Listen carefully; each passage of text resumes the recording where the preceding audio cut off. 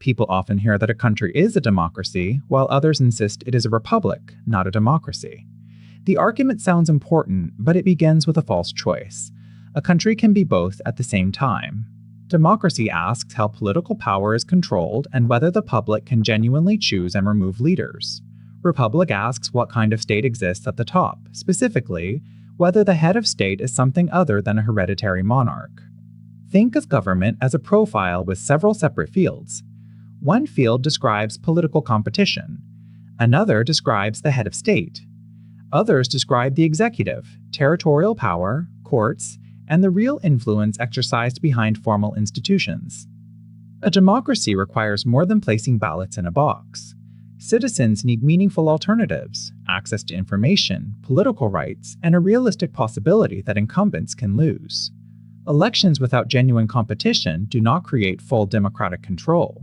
In direct democracy, citizens vote on a policy rather than choosing someone else to decide it. Referendums, citizen initiatives, and some local assemblies use this model. Large modern countries usually employ it only for selected questions. Representative democracy is the dominant modern form. Voters choose legislators or executives who make public decisions for a fixed period. Representation makes large-scale government possible, while elections and institutions are meant to keep those representatives accountable. A republic has no hereditary king or queen as its head of state. The position may belong to an elected president, a ceremonial president chosen indirectly, or a collective institution. The method and actual power of that office can vary enormously. The word republic does not guarantee competitive elections, free expression, independent courts, or peaceful transfers of power. An authoritarian government can still be a republic if its head of state is not a monarch. The reverse is also true. A constitutional monarchy can be highly democratic when elected representatives control government and the crown is legally constrained. Democracy concerns public authority, monarchy or republic concerns the head of state. When a country combines genuine political competition with a non-hereditary head of state, it is both a democracy and a republic. This overlap includes presidential systems and parliamentary systems with ceremonial presidents. In a presidential republic, the president normally serves as both head of state and chief executive, with a mandate separate from the legislature. The exact balance depends on constitutional limits, courts, federal structures, and political practice. In a parliamentary republic, the president is often a limited or ceremonial head of state. A prime minister leads the government because they command support in parliament. It remains a republic even though the president may not run daily policy. A constitutional monarchy replaces the ceremonial president with a hereditary monarch.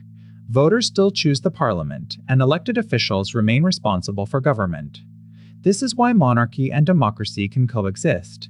The confusion comes partly from history. Ancient writers used democracy for direct popular rule and republic for a mixed public order governed through laws and offices. Modern representative government changed how both concepts are commonly used. Democracy is not simply whatever 51% wants. Constitutional rights, independent courts, legal procedures, and protections for opposition prevent a temporary majority from permanently excluding everyone else from political participation.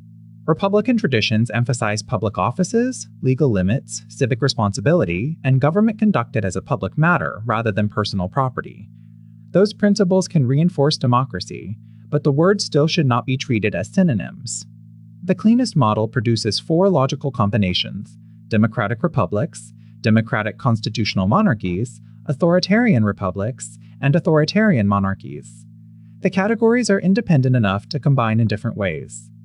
To understand a real country, ask practical questions.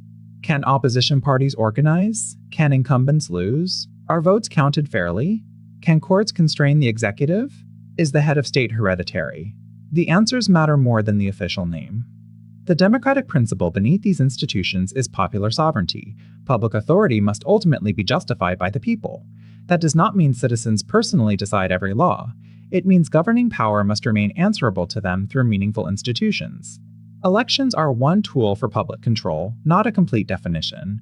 A government may organize voting while excluding serious opponents, controlling information, intimidating citizens, or making defeat practically impossible.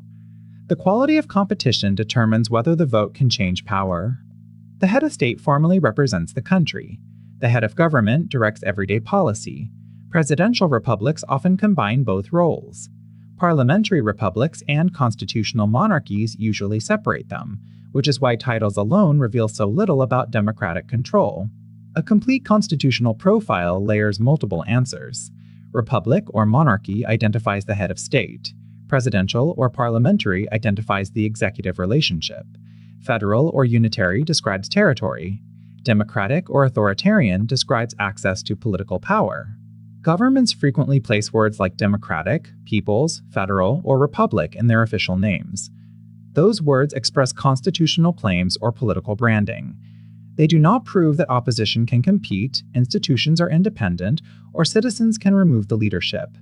Treating democracy and republic as opposites hides the questions that actually matter. It can make democratic monarchies appear undemocratic by definition, and authoritarian republics appear democratic merely because they have constitutions, presidents, or elections. For democracy, ask whether citizens can meaningfully change who governs. For republic, ask whether the head of state is non-hereditary. Then continue with separate questions about executive power, courts, rights, territorial organization, and influence in practice. Political labels become misleading when one word is expected to describe everything. Calling a country a republic says almost nothing about electoral competition.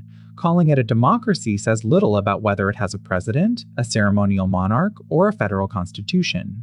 Here is the distinction in one sentence. Democracy describes meaningful public control over political power. Republic describes a state whose head is not a hereditary monarch. Neither term alone explains the entire political system.